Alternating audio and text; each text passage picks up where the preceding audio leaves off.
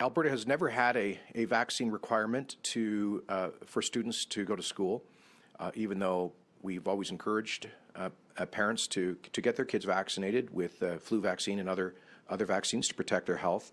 The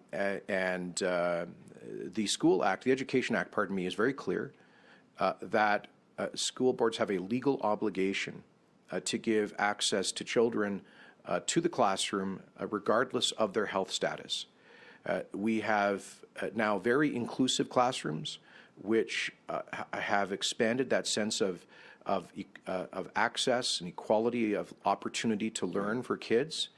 And if parents, for one reason or another, choose not to have their children receive a COVID-19 vaccine, that should not be held against their kids and their chances of learning. We do know, one thing we certainly know from the COVID era is that children are set back by online virtual learning, not just in terms of their learning, but their social development. There are, of course, many safety protocols to mitigate spread in the schools, but let's recall one thing. COVID-19 poses an extremely small risk to young children for severe outcomes.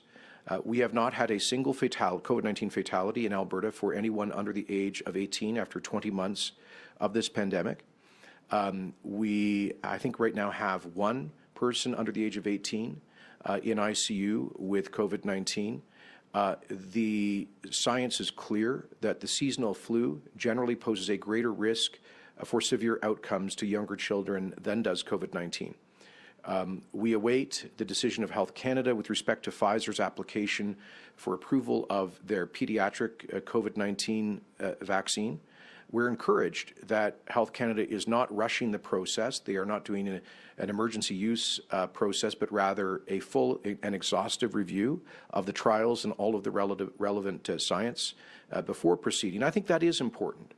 Given the extremely low risk of severe outcomes to younger children, it's very important that they be certain about the safety of the vaccines in weighing the balance of risks and benefits.